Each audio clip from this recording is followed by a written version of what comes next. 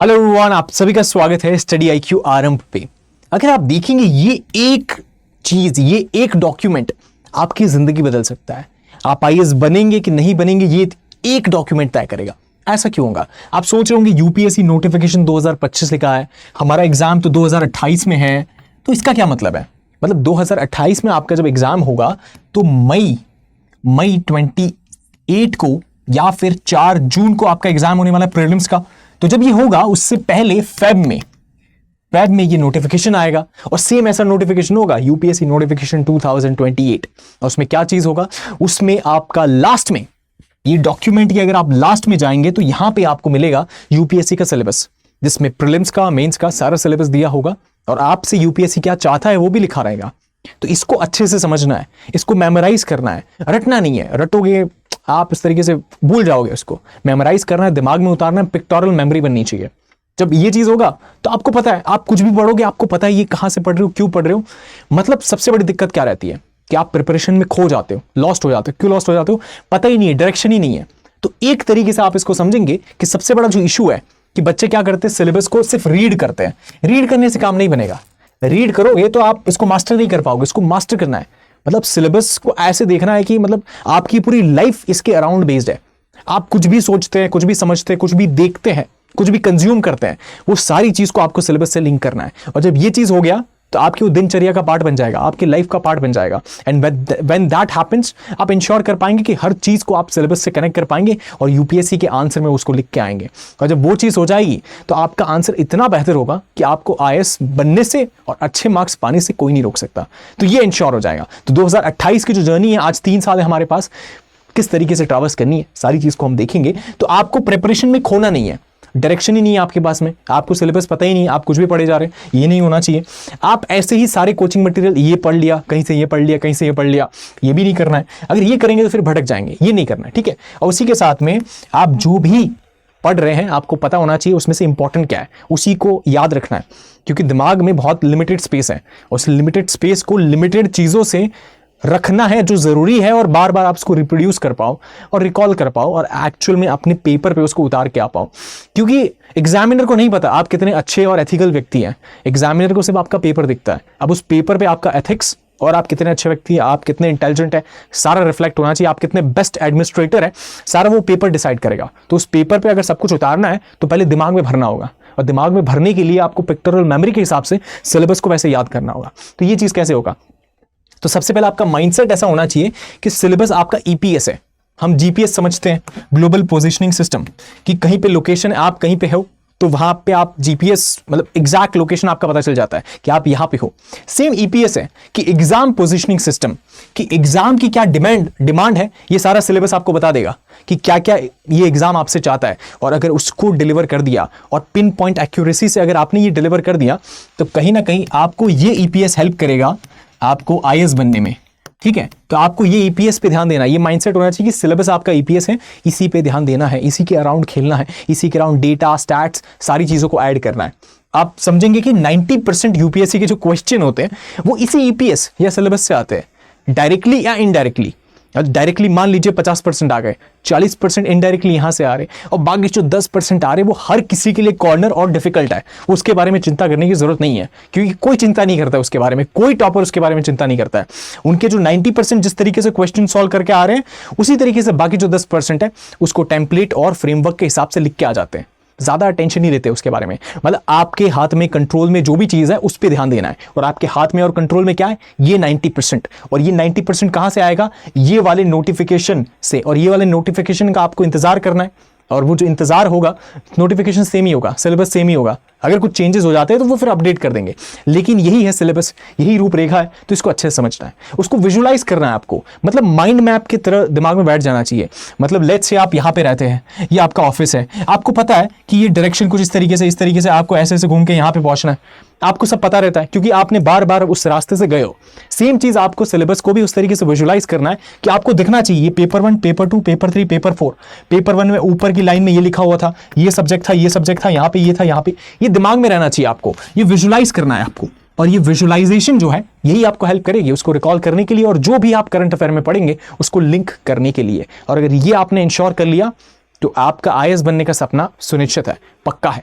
तो इस तरीके से है, और उसी के साथ में इसको स्टिक करना है दीवार पे, मतलब अपनी स्टडी आप पढ़ रहे हैं, आपका डेस्क है, इसके सामने यहां पे लगा दीजिए इसको, आपको दिखना चाहिए, आपकी नजर रहनी चाहिए उस पर, क्योंकि जितना आप अपने आप को क्यूज देंगे, पॉजिटिव क्यूज देंगे, कहीं ना कहीं वो आपको हेल्प करेगा और वही आपका एनवायरनमेंट बन जाएगा, और जो आपका एनवायरनमेंट बन जाएगा वो आपके दिमाग में छप जाएगा। तो ये चीज को इंश्योर करना है। उसके साथ में एक्टिव रिकॉल करना है, मतलब कि आपने चलिए पढ़ लिया 1 2 3 4 है ना, ये आपके सिलेबस जीएस का सिलेबस है, जीएस का सिलेबस है। अब उसने आपने समझ ली ऐसे इसको याद किया है कि चलो हिस्ट्री है, फिर ज्योग्राफी है और फिर सोसाइटी है इसमें, ठीक है, आपने इसको ऐसे याद किया है। अब इसको एक्टिव रिकॉल करना है, मतलब आपको रिकॉल करना है कि अच्छा मैंने क्या याद किया था, हिस्ट्री था, ज्योग्राफी था, सोसाइटी था, इस तरीके से रिकॉल करना है। उसी के साथ में इसके अंदर और भी जो पॉइंटर्स है कि अच्छा पहले आर्ट एंड कल्चर की बात हुई थी, आर्ट एंड कल्चर कुछ लिखा हुआ था, उसके बाद में कुछ मॉडर्न लिखा हुआ था, उसके बाद में पोस्ट इंडिपेंडेंस है, उसके बाद में वर्ल्ड हिस्ट्री है, ये सारी चीज़ें हैं वो ऐसे रिकॉल करना है। फिर आप और डेप्थ में जाके देखेंगे अच्छा मॉडर्न में भी 1750 से 1950 के बीच की बात की गई है, 1750 से 1950 के बीच की बात की गई है। जो वर्ल्ड हिस्ट्री है ये भी कुछ ऐसे टर्म्स की बारे में बात करता है, जैसे इंडस्ट्रियल रेवोल्यूशन हो गया, उसके साथ साथ में वर्ल्ड वॉर्स हो गए, ये सारी चीज़ों के बारे में बात कर रहा है। और उसके बाद में पोस्ट इंडिपेंडेंस है, तो पोस्ट इंडिपेंडेंस में कुछ टॉपिक्स है जैसे कि जो पीवाईक्यू के बेस्ड है, भूदान मूवमेंट है, ये सारी चीजें इस पे सवाल आते हैं। तो आपको ब्रॉड टॉपिक से सब टॉपिक में जाना है और सब टॉपिक से और सब टॉपिक में जाना है, और इस तरीके से डेप्थ में जाते जाते जो भी क्वेश्चन एग्जाम में आएगा आप उसको प्रिडिक्ट कर चुके होंगे। मतलब अभी देखिएगा 2025 का मेंस होने वाला है, उसके जो भी क्वेश्चन होंगे हम पैटर्न उस पर भी वीडियो लाएंगे कि क्या पैटर्न है, किस तरीके से क्वेश्चन आता है, कैसे सिलेबस से डिराइव्ड होकर क्वेश्चन एग्जाम में देखने को मिलते हैं। मतलब एक पैटर्न होता है कि लेट्स से इस बार लेजिस्लेचर पे कोई क्वेश्चन आया है, तो अगली बार मतलब नेक्स्ट ईयर लेजिस्लेचर पे क्वेश्चन आएगा तो कैसा आएगा, मतलब चांसेस है उसी के रिलेटेड कुछ डिराइव्ड होगा टॉपिक। अगर ये टॉपिक पूछा गया तो इस बार ये नहीं, शायद ये पूछा जाएगा, तो उसको प्रिडिक्ट कर हम ये इंश्योर कर सकते हैं। तो वो सारी चीजें एडवांस है। वहां तक कैसे पहुंचेंगे? वहां तक पहुंचने के लिए सबसे पहले मुझे ये इंश्योर कराना होगा कि आप इस सिलेबस को एक तरीके से रिकॉल कर ले, सिलेबस को दिमाग में उतार ले। क्योंकि अगर इस तरीके से आपने सिलेबस को उतार लिया दिमाग में कि ये आपका GS1 है, उसके बाद में आप क्या करेंगे, यहाँ पे पॉलिटी है, ये आपका पॉलिटी हो गया, ये आपका सोशल जस्टिस है, उसके बाद में यहाँ पे आपका गवर्नेंस है, और ये इंटरनेशनल रिलेशन है। इस तरीके से कर लिया। इंटरनेशनल रिलेशन में और डेप्थ में जाके आप देखेंगे कि अच्छा नेबरहुड रिलेशंस की बात की जाती है, ओके, इंडियन डायस्पोरा की बात की जाती है, इंडिया की जो पॉलिसी, दूसरे कंट्रीज की पॉलिसीज जो इंडिया को इंपैक्ट करेगी उसके बारे में बात की जाती है, या फिर बायलैटरल रिलेशन की बात की जाती है, ग्रुपिंग्स की बात की जाती है, मतलब जो ग्लोबल ग्रुपिंग्स है उनकी बात की जाती है, ये सारी चीजें। तो ऐसे आप इसको 4 पार्ट्स में डिवाइड कर सकते हैं। सेम गवर्नेंस के बारे में बात करेंगे, सिटीजन चार्टर है, सिविल सर्विस है, सोशल जस्टिस की बात करेंगे तो हेल्थ है, एजुकेशन है, वल्नरेबल सेक्शंस है, वुमेन है। सिमिलरली पॉलिटी की बात करेंगे तो क्या एग्जीक्यूटिव है, जुडिशरी है, लेजिस्लेचर है, पॉलिटिकल पार्टीज है, कॉन्स्टिट्यूशनल बॉडीज है, उसी के साथ में कंपेयरिंग कॉन्स्टिट्यूशन है, ये सारी चीजें आ जाती है। सेम अगर आप GS3 में जाके देखेंगे तो क्या हो जाता है, GS3 में इकोनॉमी है, एग्रीकल्चर है, साइंस एंड टेक है, एनवायरमेंट है, उसके बाद में क्या है, इंटरनल सिक्योरिटी है, फिर डिजास्टर मैनेजमेंट है, ये सारे सब्जेक्ट्स है। ठीक है, इसमें भी डेप्थ में जाके देखेंगे कि अच्छा इंटरनल सिक्योरिटी में पाकिस्तान वाला रीजन, चाइना वाला रीजन, मतलब नेबरहुड इंटरनल उस तरीके से सिक्योरिटी का क्या इंपैक्ट रहता है हमारी इंटरनल सिक्योरिटी पे, और वो सारी चीज़ें। सोशल मीडिया का क्या इंपैक्ट रहता है, वो सारी चीज़ें हैं। साइबर वॉरफेयर क्या है, वो सारी चीज़ें हैं। तो उस तरीके से आपको समझ में आएगा। सेम GS4 में आप देखेंगे कि एटीट्यूड है, एप्टीट्यूड है, सिविल सर्विस की वैल्यूज़ है, थिंकर्स है, ये सारी चीज़ें, कॉर्पोरेट गवर्नेंस है, और इंटरनेशनल रिलेशन के कुछ एस्पेक्ट्स है वो भी है। तो ये समझ में आता है, और केस स्टडी है। तो ऐसे जब आप इसको डिवाइड करेंगे, दिमाग में उतार लेंगे, आपको आप इससे क्या लाइक इसका बेनिफिट क्या है। कोई भी चीज़ हम करते हैं तो सबसे पहले दिमाग में आता है कि भाई फायदा क्या होगा, इसका फायदा ऐसे समझो। लेट्स से आपको मेंस में कोई आंसर है, कोई क्वेश्चन पूछा है ना, कोई क्वेश्चन पूछा है, इसका आपका आंसर लिखना है। इसका आंसर लिखना आप कैसे लिखेंगे, इसका आंसर आपको मल्टी डिमेंशनल वे में लिखना है। मल्टी डिमेंशनल वे में कैसे लिखेंगे, मतलब कोई भी क्वेश्चन है, let's say parliament, new parliament है, उसका इनॉग्रेशन हुआ है ना, न्यू पार्लियामेंट है, इसका इनॉग्रेशन हुआ है, इसको आपको मल्टी डिमेंशनल वे में लिखना है। पेपर 1, पेपर 2, पेपर 3 और पेपर 4 है ना, इन सारी चीज़ों के हिसाब से उसको एनालाइज करके लिखना है। तो इसमें आप सारी चीज़ें डाल सकते हैं। आप इसको इकोनॉमी के एंगल से देख सकते हैं कि कितना ज़्यादा खर्चा हुआ है। आप इसको एक तरीके से सिक्योरिटी के एंगल से देख सकते हैं कि क्या इसके नुआंसेस हैं, कि सिक्योरिटी जरिए 2001 में अटैक हुआ था, क्या लूपहोल्स थे, वो सारी चीज़ें। मतलब ऐड करने को तो कर सकते हैं आप सारे पॉइंट्स, लेकिन आपको इस चीज़ में ध्यान देना है कि जो सबसे इंपॉर्टेंट होगा ना उसको ऊपर रखना है, और जो कम इंपॉर्टेंट है उसको नीचे रख सकते हो, ये सारे सिक्योरिटी वाले, ठीक है, मतलब इसमें ये फिट बैठ रहा है। तो उस तरीके से आप जब ये बहुत सारे पॉइंट लिख के आते हैं, एग्जामिनर को सही में लगता है कि यार ये बहुत मल्टी डायमेंशनल वे में सोचता है, और एडमिनिस्ट्रेटर ऐसा ही चाहिए उनको।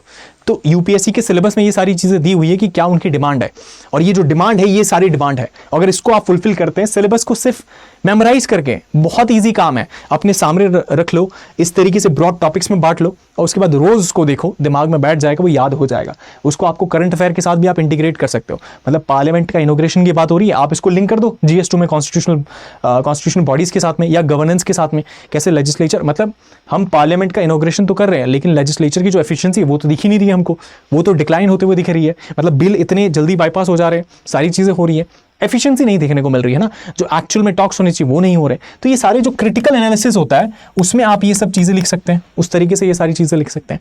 तो ये बात आ जाती है। उसी के साथ में आपको रिवर्स इंजीनियर करना है। ये क्या होता है, मतलब आपको PYQ देखना है, जैसे हम कहते हैं ना पैटर्न की बात कर रहे हैं कि आपने जाकर PYQ देखा कि अच्छा ये पर्टिकुलर टॉपिक है, इससे क्वेश्चन आ रहा है, ठीक है, इससे जब क्वेश्चन आ रहा है तो आप क्या करेंगे, इसके रिलेटेड जो और भी टॉपिक्स या ब्रॉड टॉपिक्स हैं, लेट्स से क्वेश्चन आया XYZ पे, आप इसका ब्रॉड टॉपिक देखेंगे ABC कि अच्छा इस पे कोई, तो इसको जाके आप प्रिपेयर करेंगे। जब आपने इसको जाके प्रिपेयर किया तो आपकी एक अंडरस्टैंडिंग डेवलप हो गई। अब जब अंडरस्टैंडिंग डेवलप हो गई तो इसके बेसिस पे आप ये या इससे रिलेटेड जो भी टॉपिक है उसको टैकल कर लेंगे। मतलब ईजियर अंडरस्टैंडिंग के लिए ऐसे समझिए कि कोई टॉपिक आया है लेट्स से नैनो टेक्नोलॉजी पे, तो नैनो टेक्नोलॉजी पे कोई टॉपिक आया तो इसके रिलेटेड जो भी ब्रॉड वे में देख लीजिए कि नैनो टेक्नोलॉजी है तो माइक्रोबायोलॉजी का कोई एस्पेक्ट है, ये क्या होता है, ये टॉपिक्स क्या होते हैं, ये टर्म्स क्या होते हैं, इसको समझ लेंगे, और इसके साथ साथ जो भी रिलेटेड चीज़ें उसको देख लेंगे आप कैसे काम करती है ये सारी चीज़ें। तो इससे होगा क्या, आप बहुत सारी चीज़ें कवर कर चुके होंगे। अगर वहां से क्वेश्चन नहीं आया, जो भी क्वेश्चन आया आप उसमें ये सब ऐड कर सकते हैं। You can write the keywords, और पूरा मेंस तो कीवर्ड का ही गेम है। आप जो कीवर्ड्स लिख के आएंगे एग्जामिनर वो देखेगा, जहां पे अंडरलाइन किया हुआ है उसको देखकर आपको मार्क्स मिलेगा। तो ये चीज इंश्योर करना है तो रिवर्स इंजीनियर करके PYQ देखना है, क्या PYQ है आपके लिए, वो भी हम कर देंगे, तो उसकी चिंता करने की बिल्कुल जरूरत नहीं, हमारे पास बहुत 3 साल का समय है। लेकिन आपको हार्डवर्क और कंसिस्टेंसी दिखानी है, ऐसे लिथार्जिक नहीं हो जाना है कि 3 साल का समय तो आराम आराम से करेंगे, वो चीज़ नहीं करना है। लाइक जितना हो सकता है will try our best to help you, but we want commitment and consistency and hard work and discipline from your side, that would ensure कि फर्स्ट अटेम्प्ट में 2028 में IAS का जो सपना है उसको सुनिश्चित किया जा सकता है, and that is for sure possible.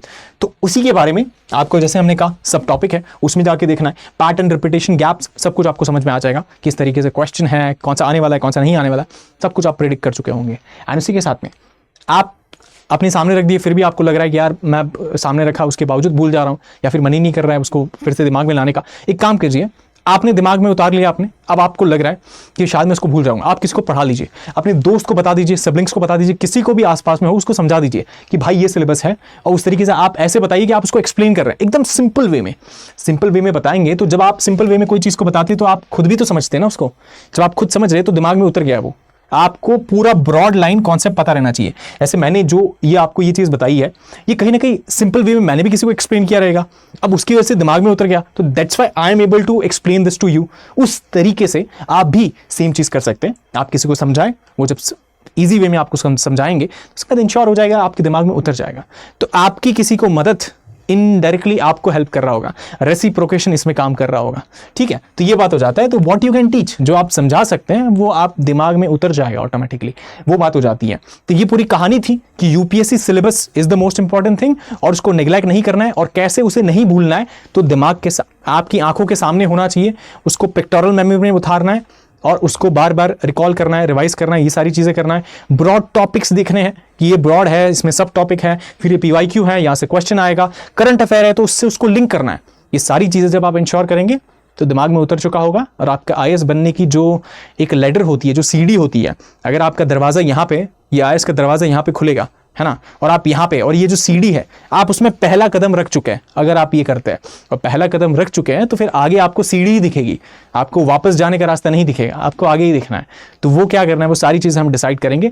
लेकिन अब तक ये सारी चीज़ें थी। उसी के साथ में आप मैड लाइव अगर आप लिखेंगे टेलीग्राम पे, आपको इस तरीके से चैनल मिलेगा, आप उसको ज्वाइन कर सकते हैं। वहाँ पे आपको एक्सप्लेनर, शॉर्ट्स, यूपीएससी के जो भी notes, PYQ, answer writing, current affair analysis, सारी चीज़ें जो यहाँ पे लिखी हुई है ये सब कुछ मिलेगा। इंटरव्यू, प्रीलिम्स, मेंस, सारा गाइडेंस, स्ट्रेटेजी वगैरह, ऑप्शनल क्या लेना है, प्लान बी क्या होना चाहिए इफ नॉट यूपीएससी, सारी चीज़ों को कवर किया जाएगा। और ये QR है, इसको स्कैन करके भी आप ज्वाइन कर सकते हैं। तो इस चैनल को जरूर ज्वाइन कीजिएगा। If you find this video really helpful और वैल्यूएबल तो चैनल को ज्वाइन कीजिए, अपने फ्रेंड्स और फेलोज के साथ शेयर कीजिए जो 12th में है या फिर 12th खत्म हो चुका है, फर्स्ट ईयर में आ गए हैं और IAS की तैयारी शुरू करना चाहते हैं, 2028 में अपना फर्स्ट अटेम्प्ट देना चाहते हैं, तो उनके साथ शेयर कीजिए। And will see you in the next video. Thank you so much for watching.